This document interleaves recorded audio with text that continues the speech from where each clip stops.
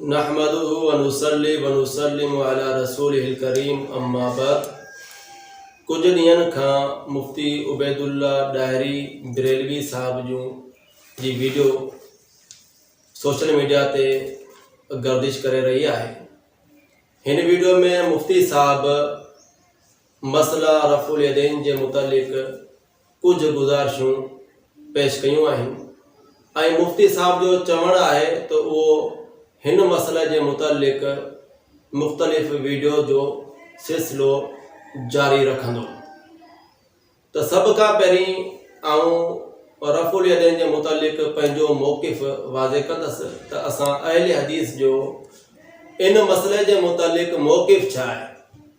असांजो मौक़िफ़ उहो आहे जेको सलफ़ सालिन जो हो त रफ़ुल यदैन करण अल्लाह जे नबी खां साबित आहे ऐं रफ़ुल यदैन जो तरक अल्लाह जे नबी सल्लल्लाहु अलैहि वसल्लम का साबित न आहे। हिक भी अहिड़ी हदीस न आहे जंहिंमें इहो हुजे अल्लाह जे नबी रफ़ुल यदैन कोन्हे कयो या अल्लाह जे नबी मना कयो आहे। अहिड़ी तरह सहाबा जी अज़ीम जमात खां रफ़ुल यदैन जो सबूत मिले थो जॾहिं त हिक बि सहाबी खां रफ़ुल यदैन न करणु साबित कोन्हे। इहो ई दावो वॾी तफ़सील सां अमीरुल मोमिनीन फिल हदीस मुहम्मद बिन इस्माइल अल बुखारी रहमतुल्लाह अलैहि पंहिंजी किताब जुज़ रफ़ुल यदैन में कयो आहे त अल्लाह जे नबी ऐं सहाबा खां रफ़ुल यदैन जो तरक साबित ई न आहे। मुफ्ती साहब पंहिंजी हिन वीडियो में इहो दावो कयो आहे त रफ़ुल यदैन मनसूख़ आहे।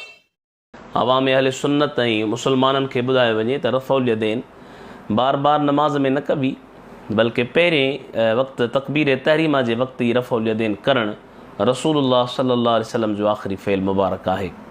यानी रफ़ुल यदैन बार बार करणु मनसूख़ आहे छो त काफ़ी अहिड़ा फ़ेल हा जेके नमाज़ में पहिरियां जाइज़ हुआ बाद में मनसूख़ थी विया जीअं नमाज़ में कलाम करणु वग़ैरह।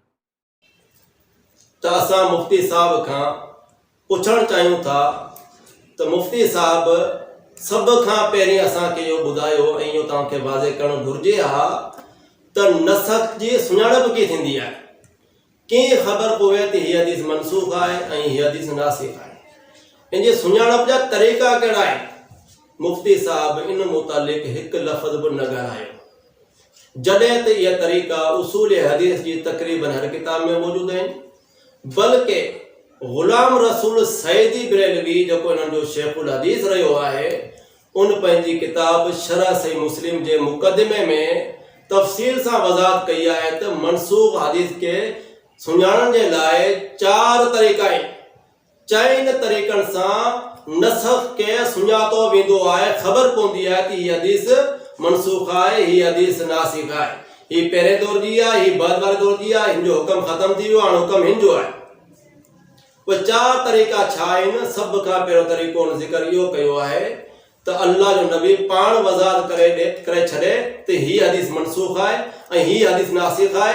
हिन ते अमल पहिरीं थींदो हाणे हिन ते अमल थींदो हाणे नासिख़ ते अमल थींदो। इहा वज़ाहत अल्लाह जो नबी अलैहिस्सलातु वस्सलाम ख़ुदि करे इन जो बि कई मिसालूं मौजूदु आहिनि। ग़ुलाम रसूल सईदी साहब बि इन जूं मिसालूं ज़िक्र कयूं आहिनि। अहिड़ी तरह ॿिए नंबर ते इहो आहे त को सहाबी वज़ाहत करे त हीअ हदीस मनसूख़ आहे हीअ नासिख़ आहे हाणे हिन ते अमल कयो वेंदो। 3 नंबर ते या कोई तारीख़ ॿुधाए तारीख़ जे ज़रिए मालूम थिए त हीअ जेका रिवायत आहे पहिरियनि तारीख़नि जी आहे हीअ बाद वारनि तारीख़नि जी आहे लिहाज़ा हीअ जेको आहे नासिख़ आहे। 4थे नंबर जो तरीक़ो इहो आहे त इजमा उम्मत पूरी उम्मत जी जेका आहे इन ॻाल्हि ते मुतफ़िक़ थी वञे त हीअ हदीस मनसूख़ आहे हीअ हदीस नासिख़ आहे। इहे 4 तरीक़ा आहिनि जिन तरीक़नि सां नासिख़ ऐं मनसूख़ हदीस जी सुञाणप थींदी आहे। त मुफ्ती साहब खां असां पुछूं था त रफ़ुल यदैन खे जेको तव्हां मनसूख़ चयो आहे त उहो इन 4 तरीक़नि मां कहिड़े तरीक़े जे मुताबिक़ मनसूख़ आहे।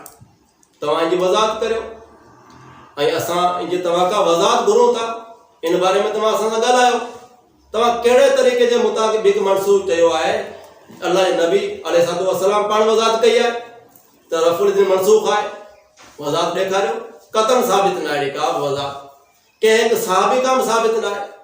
तारीख़ मां बि को सबूत कोन थो मिले ऐं कॾहिं बि उम्मत जो इन ॻाल्हि ते इत्तेफ़ाक़ न आहे थियो त रफ़ुल यदैन मनसूख़ आहे, उनजो तर्क नासिक आहे। इन मां इहो साबित थी वियो त रफ़ुल यदैन मनसूख़ न आहे।